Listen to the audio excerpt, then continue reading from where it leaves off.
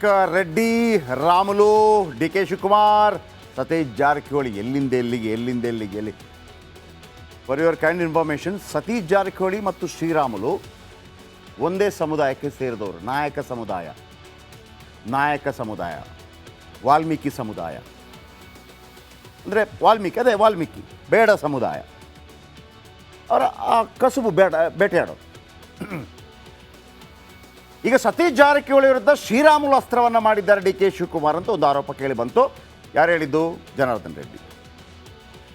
ರೆಡ್ಡಿ. ಒಂದು ವೇಳೆ ರೆಡ್ಡಿ ಮಾತು ಸತ್ಯನೇ ಆಗಿದ್ರೆ ಗೊತ್ತಿಲ್ಲ, ಒಂದು ವೇಳೆ ರೆಡ್ಡಿ ಮಾತು ಸತ್ಯವೇ ಆಗಿದ್ರೆ ಪಾಲಿಟಿಕ್ಸಲ್ಲಿ ಡಿ ಕೆ ಶಿ ನಂಬರ್ 1 ರೀ, ಎರಡು ಮಾತಿಲ್ಲ. ಎಲ್ಲಿಂದ ಎಲ್ಲಿಗೆ ಶೋಕ. ರೆಡ್ಡಿ ಮಾತು ಸತ್ಯವೇ ಆಗಿದ್ರೆ D K she plan super success. ನೀವು ಸರಿನಾ ತಪ್ಪ? ಆಮೇಲೆ ರಾಮು ಲೋಕಸಭಾ ಚುನಾವಣೆಯಲ್ಲಿ ಸೋತಿದ್ದಾರೆ, ವಿಧಾನಸಭಾ ಚುನಾವಣೆಯಲ್ಲಿ ಸೋತಿದ್ದಾರೆ. ಅವ್ರಿಗೊಂದು ಸರಿಯಾದ ಮರ್ಯಾದೆ ಸಿಗ್ತಾ ಇಲ್ಲ. ಬಿ ಜೆ ಪಿಯಲ್ಲಿ ಒಂದು ಒಳ್ಳೆ ಪೋಸ್ಟು ಕೊಡ್ತಾ ಇಲ್ಲ. ಅವರ ಒಂದು ರೀತಿಯಲ್ಲಿ ಮೂಲೆ ಗುಂಪಾದಂಗೆ ಕಾಣ್ತಾ ಇದೆ. ಅವರಿಗೆ ಒಂಥರ ಉಸಿರುಗಟ್ಟಿದ ವಾತಾವರಣ ಇದೆ. ಯಾವುದೇ ಸಂದರ್ಭದಲ್ಲಿ ರಾಮುಲು ಬಗ್ಗೆ ಹೇಳಿದಾಗ ಡಿ ಕೆ ಶಿವಕುಮಾರ್ ಹೇಳೋ ಒಂದೇ ಮಾತು, ರಾಮುಲಣ್ಣ ಅವರು ನಮ್ಮ ಅಣ್ಣ, ರಾಮುಲು ಅಣ್ಣ ಹಿಂಗೆ. ಆದರೆ ರಾಮುಲುಗೆ ನಾನು ಹೇಳಿದೆ, ಅಪಾರ ಅಭಿಮಾನಿಗಳಿದ್ದಾರೆ. 7 ಜಿಲ್ಲೆ 9 ಜಿಲ್ಲೆಗಳಲ್ಲಿದ್ದಾರೆ ಉತ್ತರ ಕರ್ನಾಟಕದ. ಯಾಕಂದರೆ ಅವರು ಈ ಹಿಂದೆ ಪಾರ್ಟಿ ಕಟ್ಟಿದಾಗ 3-3.5% ಓಟ್ ನೋಡಿ. ಯಡಿಯೂರಪ್ಪನವರಿಗೆ 10% ಓಟ್ ಬಂದಿದ್ದು. ಯಡಿಯೂರಪ್ಪನವ್ರಿಗೆ 10. ಈ ಮನುಷ್ಯನಿಗೆ 3.5% ಓಟ್ ಬಂದಿದೆ ಅಂದರೆ ಏನು ತಮಾಷೆನ? 3.5% ಓಟ್ ಅಂದರೆ ಆ ಕಾಡ ಮಲಗಿಸ್ಬಿಡುತ್ತೆ. 3.5% ಓಟ್ ಒಂದು ಕಡೆಯಿಂದ ಮತ್ತೊಂದು ಕಡೆಗೆ ಸ್ವಿಂಗ್ ಆದರೆ. ಉತ್ತರ ಕರ್ನಾಟಕದಲ್ಲಿ ಶ್ರೀರಾಮುಲಿಗೆ ಒಂದು ಹಿಡಿತಾ ಇದೆ. ಶ್ರೀರಾಮುಲು ಈ ಹಿಂದೆ ಬಿ ಜೆ ಪಿಯನ್ನು ತೊರೆದಿದ್ರು, ಅದೇ ಕತೆ ಹೇಳ್ತಾ ಇದ್ದೀನಿ. BSRCP ಪಕ್ಷ ಕಟ್ಟಿ ಪಾದಯಾತ್ರೆ ಮಾಡಿದರು. 4 ಸೀಟ್ಗಳನ್ನು ಪಡೆದಿದ್ದರು, 3.5% ಸೀಟ್ಗಳನ್ನು ಪಡೆದಿದ್ದರು. ಆಗ ಅದರಲ್ಲಿ ಗೆದ್ದು ಬಂದಿದ್ದು ಕುಡಚಿ ರಾಜೀವ್ ಇದ್ದಾರಲ್ಲ, ಈ ಪಾರ್ಟಿಯಲ್ಲಿ ಗೆದ್ದು ಬಂದಿದ್ದು. ಈಗ ಬಿ ಜೆ ಪಿ ಸೇರಿದ್ರು ವಿಚಾರ. ಆಮೇಲೆ ಆ 4 ಎಲ್ಲ ಸೀಟ್ಗಳನ್ನು ಉತ್ತರ ಕರ್ನಾಟಕದಲ್ಲೇ ಗೆದ್ದಿದ್ರು, ನೆನಪಿಟ್ಕೊಳ್ಳಿ. JDSಗೆ ದೇವೇಗೌಡರಂತ ದೇವೇಗೌಡರಿದ್ದು, ಕುಮಾರಸ್ವಾಮಿ ಅಂತ ಕುಮಾರಸ್ವಾಮಿ ಅವರಿದ್ದು. ಉತ್ತರ ಕರ್ನಾಟಕದಲ್ಲಿ ಒಂದು 2 ಸೀಟ್ ಗೆಲ್ಲಕ್ಕಾಗಲ್ಲ. ಒಂದು ಬೀದರ್ ಬಿಟ್ಟರೆ ಮತ್ತೊಂದೆಲ್ಲೋ ರಾಯಚೂರಲ್ಲಿ ಒಂದು ಸಣ್ಣ ಪುಟ್ಟ. ಇವರು ಈ ಕಡೆ ಬಂದು 4 ಗೆಲ್ತಾರೆ. ನೀವು ಅರ್ಥ ಮಾಡ್ಕೊಳ್ಳಿ, ಒಂದು ಸಲಕ್ಕೆ ಎಷ್ಟು ಬರುತ್ತೆ ಅಂತಂದರೆ ನೆಕ್ಸ್ಟು ಒಂದು ವೇಳೆ ರಾಮುಲು ಕೈ ಹಿಡಿದ್ರೆ ಕಾಂಗ್ರೆಸ್ಗೆ ದೊಡ್ಡ ಲಾಭ. ನಾನು ಈ ಹಿಂದೆ ಇದೊಂದು ಪ್ರಯತ್ನ ಅಷ್ಟೇ. ಈ ಹಿಂದೆ ಒಂದು ಹೇಳಿದ್ದೆ ನಾನು, ಯಾವುದು ಚನ್ನಪಟ್ಟಣ ಯೋಗೀಶ್ವರ್ ಅವರನ್ನು ಕಾಂಗ್ರೆಸ್ ಕರ್ಕೊಂಬರುತ್ತೆ ಅಂತೇಳಿ ಖಡಾಖಂಡಿತವಾಗಿ ಬರ್ಕಳಿ ಅಂತ ಹೇಳಿದ್ದೆ ನಾನು. ಹೇಳಿದನೋ ಇಲ್ಲೋ? ಸಿದ್ದರಾಮಯ್ಯ ವಿಚಾರಕ್ಕೆ ಮೊಡದಲ್ಲಿ ಹೇಳಿದ್ದೆ, ಸಿದ್ದರಾಮಯ್ಯ ಅರೆಸ್ಟ್ ಆಗಲ್ಲ ರೀ ಅಂತ ಹೇಳಿದ್ದೆ. ಇದೇ ವಿಚಾರಕ್ಕೆ ಈಗ ಇದರ ಬಗ್ಗೆ ನಾನು 50-50 ಹೇಳಲ್ಲ. ರಾಮುಲು ಬಂದರೆ ಏನಾಗುತ್ತೆ? ಒಬ್ಬ ವಾಲ್ಮೀಕಿ ಸಮುದಾಯದ ನಾಯಕ ಆ ಭಾಗದವರು ಸ್ಟ್ರಾಂಗ್ ಆಗ್ತಾರೆ. ಯಾಕಂದರೆ ಅವ್ರಿಗೆ ಗೊತ್ತಿದೆ 3% ಓಟ್ ತಗೊಂಡಿದ್ದಾರೆ, 4 ಸೀಟ್ ತಗೊಂಡಿದ್ದಾರೆ. ಈ ಕಡೆ ಬಂದರೆ ಯಾರ ಪ್ರಭಾವ ಕಡಿಮೆ ಆಗುತ್ತೆ? ಸತೀಶ್ ಜಾರಕಿಹೊಳಿ ಅವರ ಪ್ರಭಾವ ಕಡಿಮೆ ಆಗುತ್ತೆ.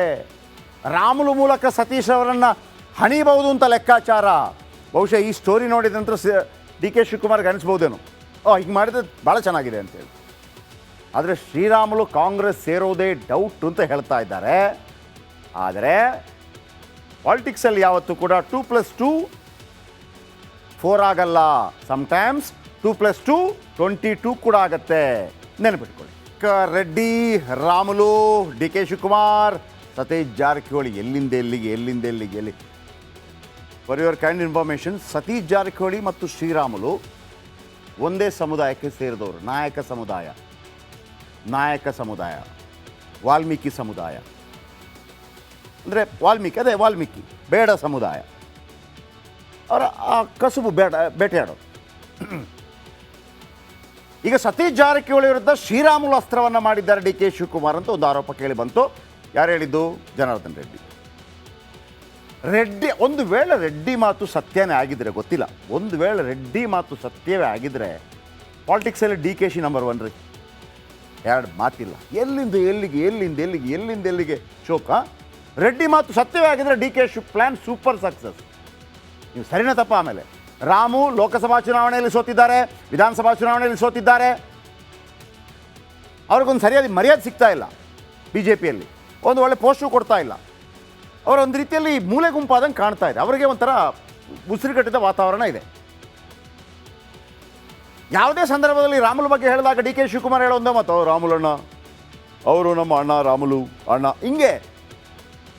ಆದರೆ ರಾಮುಲುಗೆ ನಾನು ಹೇಳಿದೆ, ಅಪಾರ ಅಭಿಮಾನಿಗಳಿದ್ದಾರೆ. 7 ಜಿಲ್ಲೆ 9 ಜಿಲ್ಲೆಗಳಲ್ಲಿದ್ದಾರೆ ಉತ್ತರ ಕರ್ನಾಟಕದ. ಯಾಕಂದರೆ ಅವರು ಈ ಹಿಂದೆ ಪಾರ್ಟಿ ಕಟ್ಟಿದಾಗ 3-3.5% ಓಟ್ ನೋಡಿ, ಯಡಿಯೂರಪ್ಪನವರಿಗೆ 10% ಓಟ್ ಬಂದಿದ್ದು. ಯಡಿಯೂರಪ್ಪನವ್ರಿಗೆ 10 ಈ ಮನುಷ್ಯನಿಗೆ 3.5% ಓಟ್ ಬಂದಿದೆ ಅಂದರೆ ಏನು ತಮಾಷೆನ? 3.5% ಓಟ್ ಅಂದರೆ ಆ ಕಾಡ ಮಲಗಿಸ್ಬಿಡುತ್ತೆ. 3.5% ಓಟ್ ಒಂದು ಕಡೆಯಿಂದ ಮತ್ತೊಂದು ಕಡೆಗೆ ಸ್ವಿಂಗ್ ಆದರೆ. ಉತ್ತರ ಕರ್ನಾಟಕದಲ್ಲಿ ಶ್ರೀರಾಮುಲುಗೆ ಒಂದು ಹಿಡಿತಾ ಇದೆ. ಶ್ರೀರಾಮುಲು ಈ ಹಿಂದೆ BJPಯನ್ನು ತೊರೆದಿದ್ರು, ಅದೇ ಕತೆ ಹೇಳ್ತಾ ಇದ್ದೀನಿ. BSRCP ಪಕ್ಷ ಕಟ್ಟಿ ಪಾದಯಾತ್ರೆ ಮಾಡಿದರು. 4 ಸೀಟ್ಗಳನ್ನು ಪಡೆದಿದ್ದರು, 3.5% ಸೀಟ್ಗಳನ್ನು ಪಡೆದಿದ್ದರು. ಆಗ ಅದರಲ್ಲಿ ಗೆದ್ದು ಬಂದಿದ್ದು ಕುಡಚಿ ರಾಜೀವ್ ಇದ್ದಾರಲ್ಲ, ಈ ಪಾರ್ಟಿಯಲ್ಲಿ ಗೆದ್ದು ಬಂದಿದ್ದು, ಈಗ BJP ಸೇರಿದ್ರು, ಬೇರೆ ವಿಚಾರ. ಆಮೇಲೆ ಆ 4 ಎಲ್ಲ ಸೀಟ್ಗಳನ್ನು ಉತ್ತರ ಕರ್ನಾಟಕದಲ್ಲೇ ಗೆದ್ದಿದ್ರು, ನೆನಪಿಟ್ಕೊಳ್ಳಿ. JDSಗೆ ದೇವೇಗೌಡರಂಥ ದೇವೇಗೌಡರಿದ್ದು, ಕುಮಾರಸ್ವಾಮಿ ಅಂತ ಕುಮಾರಸ್ವಾಮಿ ಅವರಿದ್ದು. ಉತ್ತರ ಕರ್ನಾಟಕದಲ್ಲಿ ಒಂದು 2 ಸೀಟ್ ಗೆಲ್ಲಕ್ಕಾಗಲ್ಲ, ಒಂದು ಬೀದರ್ ಬಿಟ್ಟರೆ, ಮತ್ತೊಂದೆಲ್ಲೋ ರಾಯಚೂರಲ್ಲಿ ಒಂದು ಸಣ್ಣ ಪುಟ್ಟ.